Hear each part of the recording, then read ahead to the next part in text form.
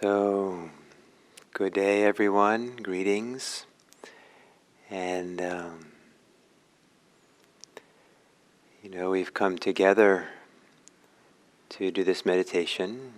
And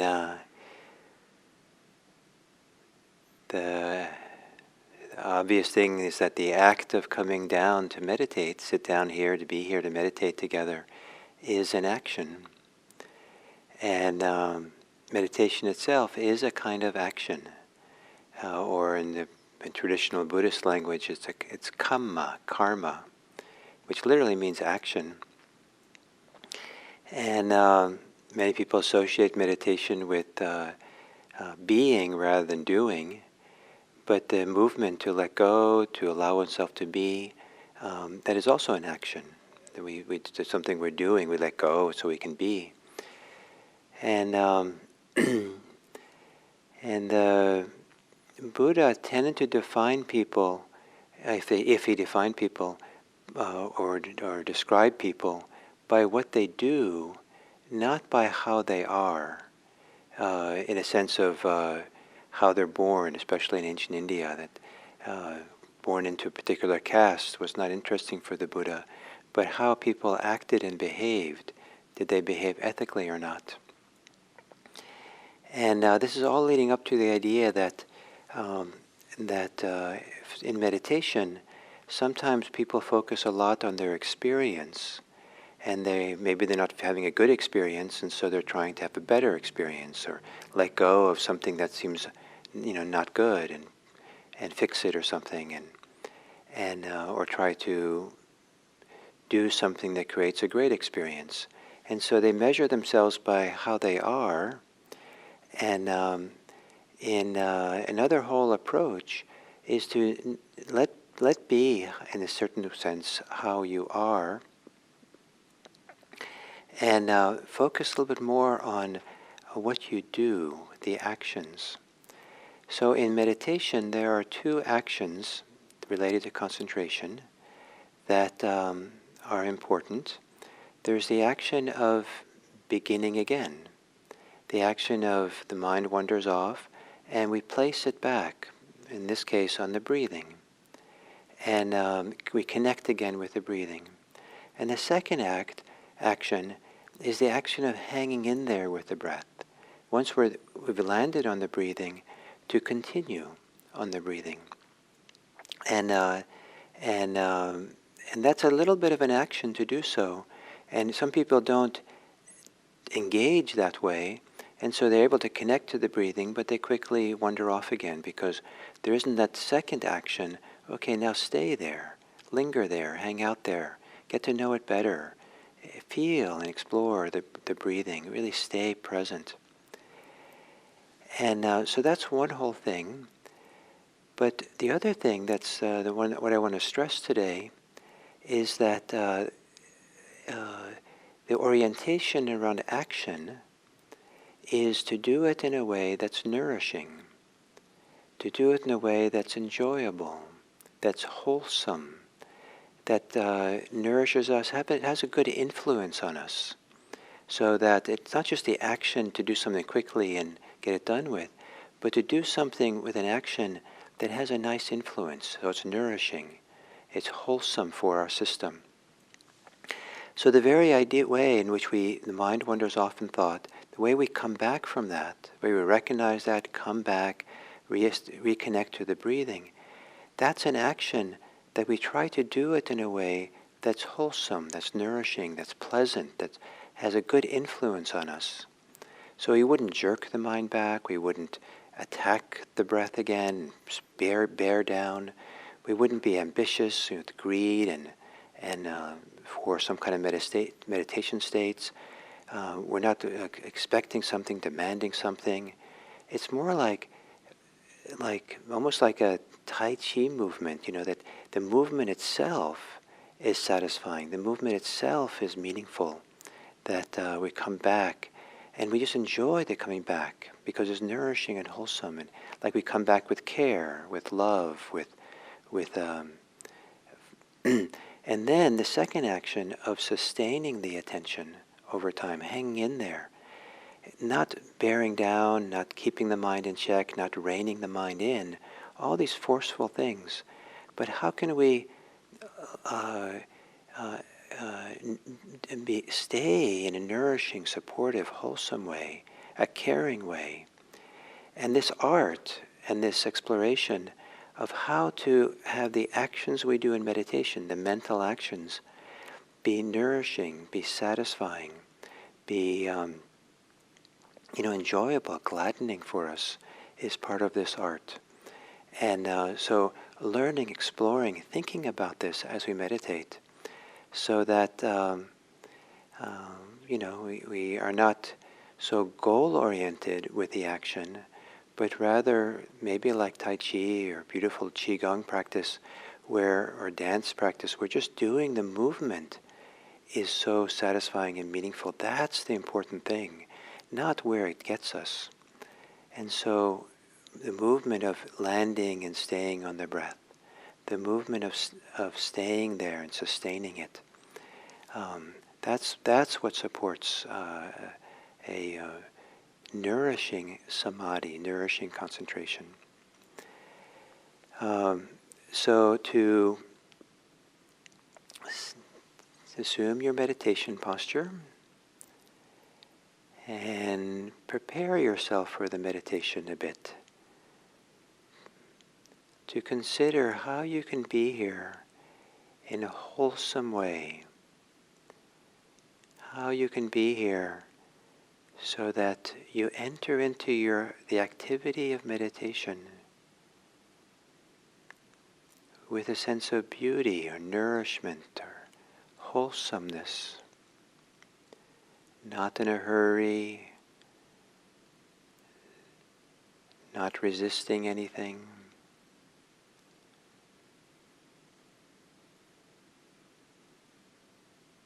Not expecting or demanding that your meditation should be a certain way.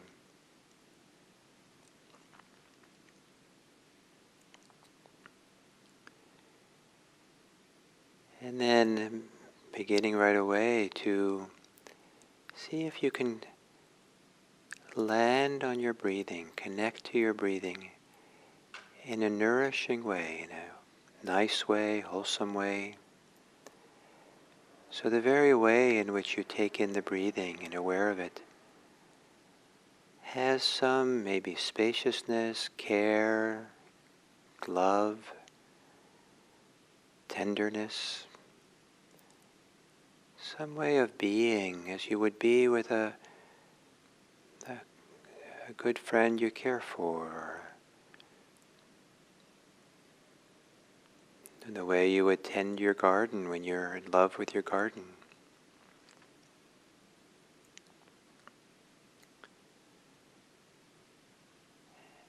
And then in this caring, nourishing way, taking a slow, gentle, deep breath,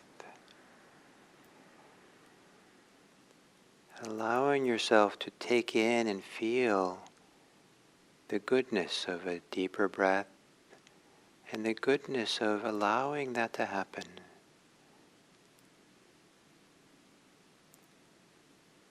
And then relaxing as you exhale.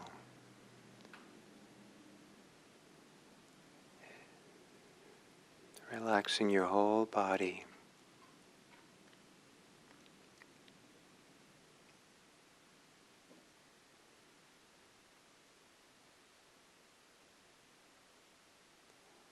Letting your breathing return to normal.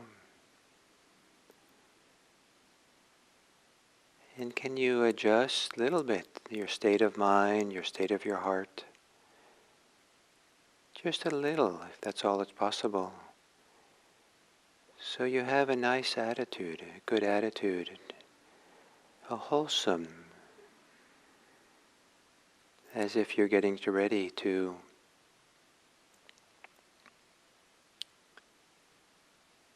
do Tai Chi or mental Tai Chi or a mental gardening,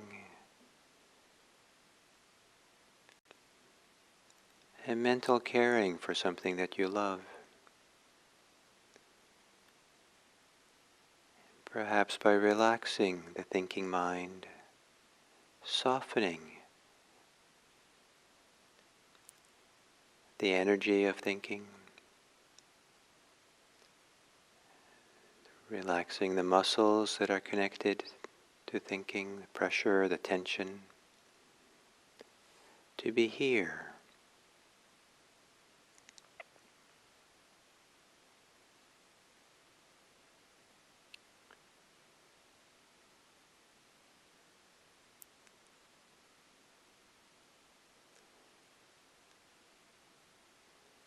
And then gently, calmly, connecting to the beginning of the in-breath,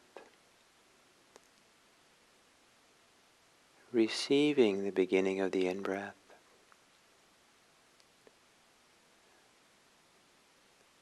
and then sustaining the attention for however short or long the in-breath is. So you're there with a full in-breath, sustained attention.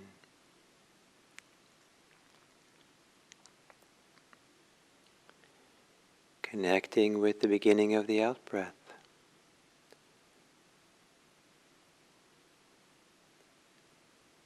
And then sustaining the whole out-breath.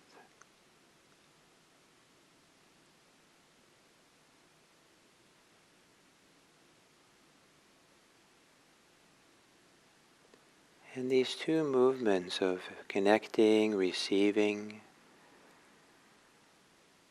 the beginning of each in-breath and out-breath, and then to sustain the attention on the full out-breath, the full in-breath.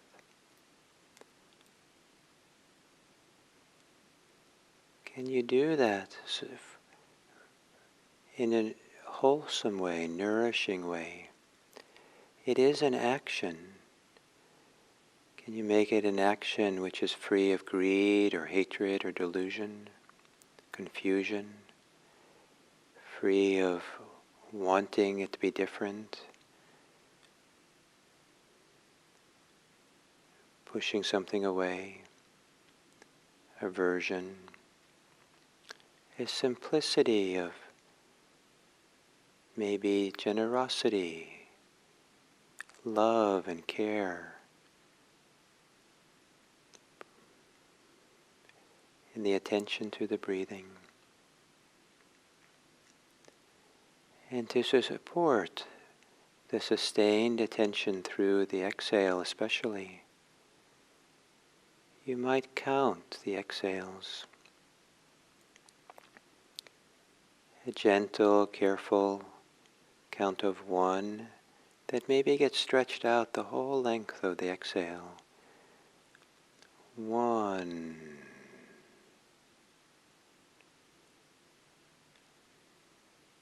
And then the next exhale, 2.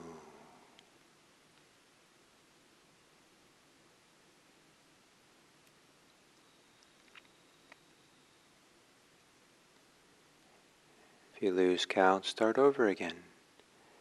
And count up to 10, or up to 3, or up to 1.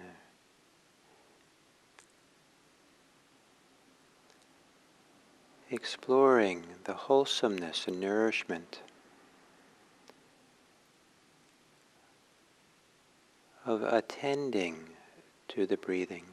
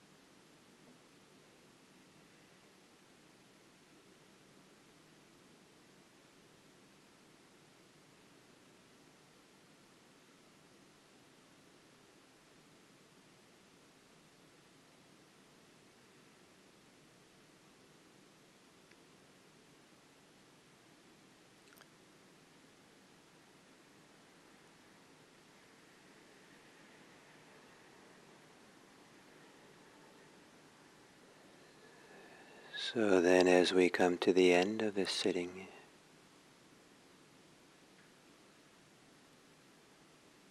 what do you know about having your mind be wholesome, nourishing,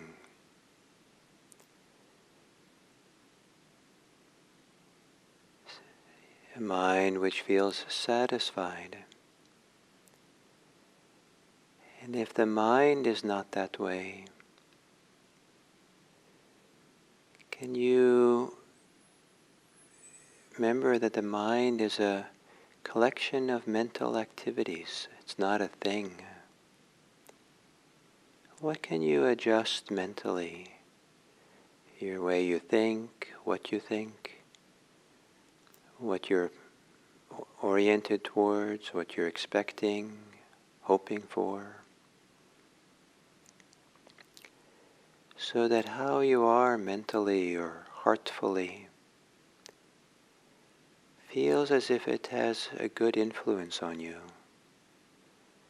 Maybe if things are hard, that what has a good influence is to be forgiving.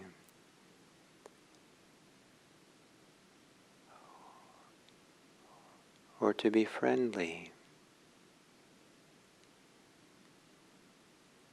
Or to be generous towards yourself.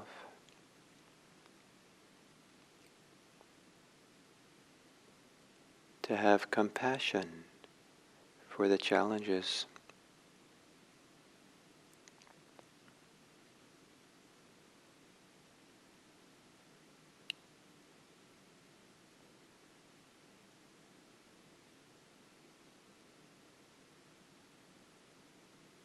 To appreciate whatever wholesomeness is here, nourishment there is here.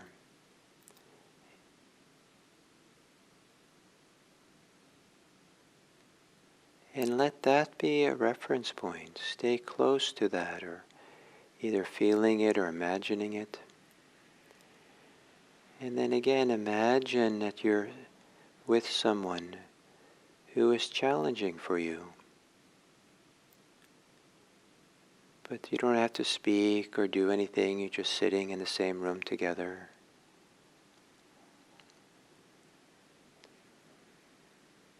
And staying close to your nourishing mind, your wholesome mind and heart, without having to do or say anything.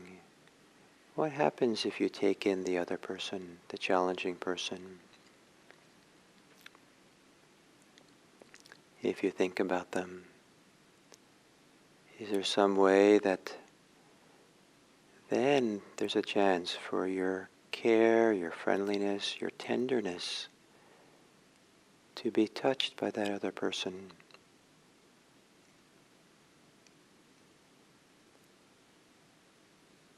And you staying close to that place where you feel wholesome, a way of being that feels satisfying for you. So not getting caught up in shoulds and shouldn'ts, he said, she said, the resentments, the fears, just staying close to what's wholesome for you, has a good influence on you.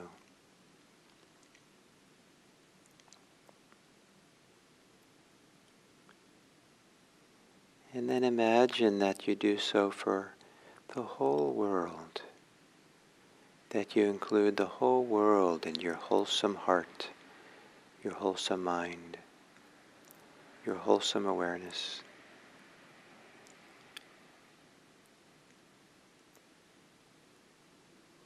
That wholesomeness is the reference point for how to think and feel about other people. May all beings be happy. May all beings be safe. May all beings be peaceful.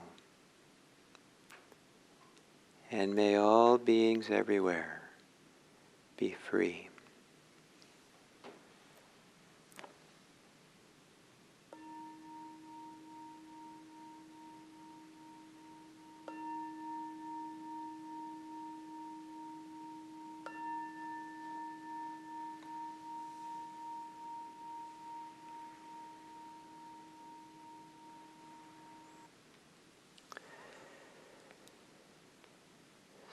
So, before I begin this talk, I want to mention that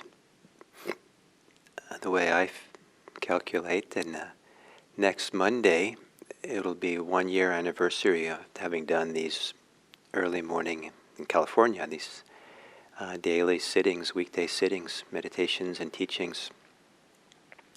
Kind of remarkable that it's lasted a year, and remarkable for many of us how wonderful it's been to do this.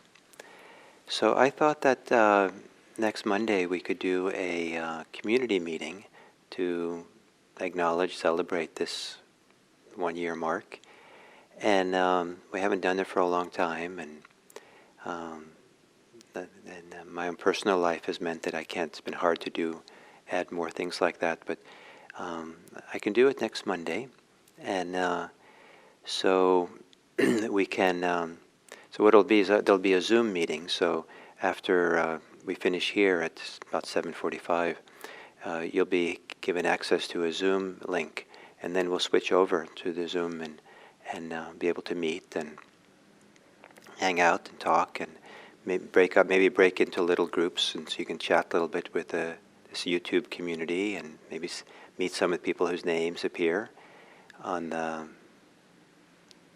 on the chat, and then we can also talk a little bit about some of the questions and issues around our little community and this meetings and the continuation of it and all that. Planning to continue. And so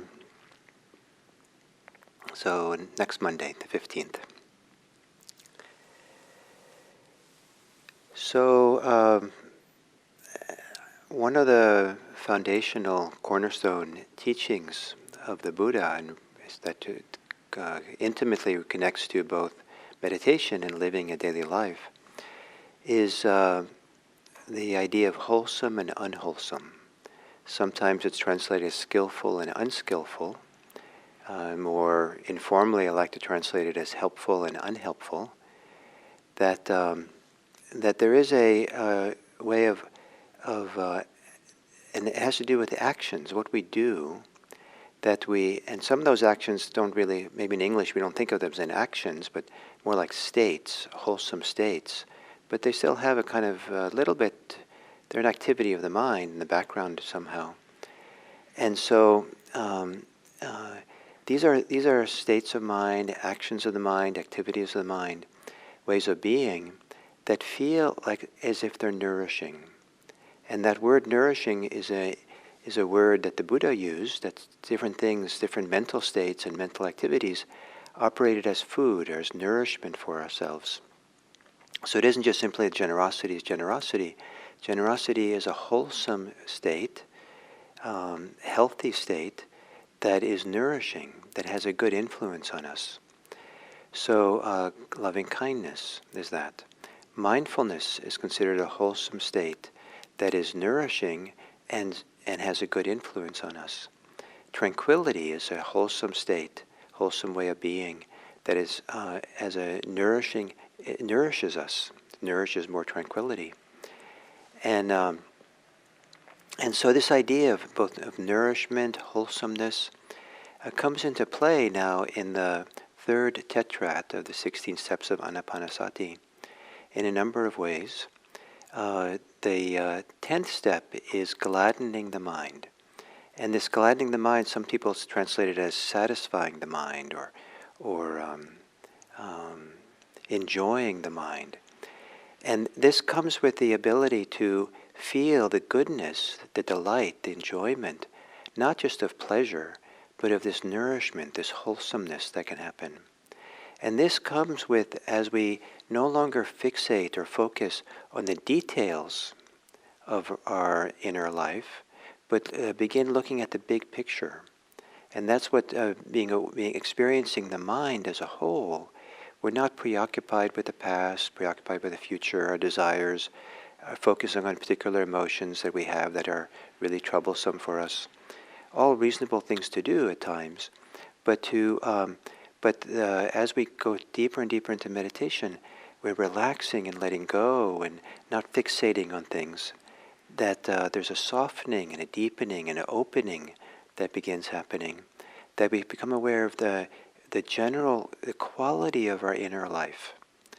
And another way I'd like to translate citta, the mind or the heart, the whole quality of the inner life. And as we let go a lot and are going through these deeper states of meditation, we tap into a sense of wholesomeness, a goodness, and some nourishment. Something that feels very satisfying just to be here. And now this becomes a valuable thing to experience. This becomes something to imbibe, to feel, to allow oneself to be influenced by. And so to understand that the Buddha's teachings is based on this movement towards the wholesome, and to the degree to which we do what's wholesome, do wholesome things in our life, skillful things, do things which are ethically wholesome, that is psychologically wholesome, that leads to a sense of being whole rather than being fragmented, a sense of being inclusive rather than holding things at bay and holding things in check. This becomes very important as we start moving into developing samadhi or unification, the 11th step of anapanasati. Breathing in, one unifies the mind. Breathing out, one unifies the mind. Another translator, breathing in, one steadies the mind. Breathing out, one steadies the mind. Another translator, breathing in, one concentrates the mind. Breathing out, one concentrates the mind. So these words, unify, steady, concentrate, are all in the domain of this third tetrad. One experiences the mind, one gladdens or satisfies the mind, and then one concentrates, unifies the mind. And this sequence points to the fact that it's a lot easier for the mind to get unified, to gather together, to get organized, to get settled, to be steady. When there's a feeling of, when the mind feels like a satisfying place, an enjoyable place to be, the heart is wholesome and good. And so we're not recoiling from inner pain or struggle or angst. We're not afraid of ourselves and trying to avoid parts of ourselves. We've come to the place where we're now inclusive. The mind, we associate more with the inclusivity of the big mind rather than the particular details. We might still have particular details that are difficult for sure, but it's not where we're locked into or what we're preoccupied with. We respect it, but where now the mind holds it all in a more expansive, open way. And that expansive, open mind, that is where we begin feeling something, allows for something wholesome and satisfying and deep to happen. And so rather than huffing and puffing to get concentrated, it's more like, this is good. The mind wants to settle. The mind wants to go into be more settled. Doesn't want to be scattered. In fact, to be scattered, to go into the past and the future, to be caught up in thoughts, to become narrow again or locked into something again, it just starts feeling doesn't really feel interesting. It's like why would you? And there's not much juice, much energy to be distracted, because it feels so good to be here, right here. So maybe the way I'm talking is kind of grand and grandiose, and a little bit seems like a little bit beyond what's possible for you. But what I want to emphasize is that we are kind of moving in the direction of an inner goodness, an inner wholesomeness, some kind of way that an inner life feels satisfying. And I like to use the word, we feel at home in ourselves. Oh, I'm home. It's so good to be here. Of course I want to be here. And it's with this mind, this way of being, that when we connect to our breathing, that we do it in a way that feels satisfying, tender, caring. We appreciate the opportunity to start again. Rather than being a burden and rather being dejected or dismayed that we wandered off in thought, we feel, yes, I come home, this is good. And then when we sustain the attention, it's not because we're struggling to do it or holding things at bay. It's because we are, this is good, I'm home, and this feels nice to be here in the present moment. So it's called the initial application of attention, this connecting, and the sustained application of attention, this sustaining attention. Ideally, it's all kind of nourishing. And maybe each of you can have a different reference point or example that supports you for this. I used in the meditation the idea of doing Tai Chi of the mind, coming back to your breathing, hanging in there with the breathing. Those gentle, flowing movements of Tai Chi, where the point isn't to get to the end of the Tai Chi movements as quickly as you can. The point is there's an action we're doing, Tai Chi, but each moment is complete in itself as we're really into that part of the movement. For some of you, it might be gardening. Maybe you love gardening and just being and weeding and planting, just doing it. You're not in a hurry to do it. It's just tender. It's nourishing. Maybe it's kind of a parental feeling of your plants. So just kind of tending and caring. Maybe it's a craft. Maybe it's caring for someone who's sick, that you do it in a loving way. So you might think about what example you have in your life of doing something which has qualities of wholesomeness, nourishment, satisfaction, inner goodness. That represents for you the movement we're going, the downhill slope, the pull of gravity of meditation. This is where we're going. And with that, we cultivate unification. We cultivate a steadiness, a deep settledness, and what some people call concentration. So enjoy yourself, enjoy your mind, and or provide your mind with a way of being that the mind enjoys. Let your inner actions, inner attitudes, thoughts, and feelings be something that the mind really appreciates. That the mind feels, this is good. The mind says, I like being with this person. I like being here. I don't feel like I need to run off anymore because the way this is operating for this person, this is really good. And maybe your mind will stick around and stick around for your breathing and for your meditation in the present moment. So thank you all very much, and I look forward to tomorrow.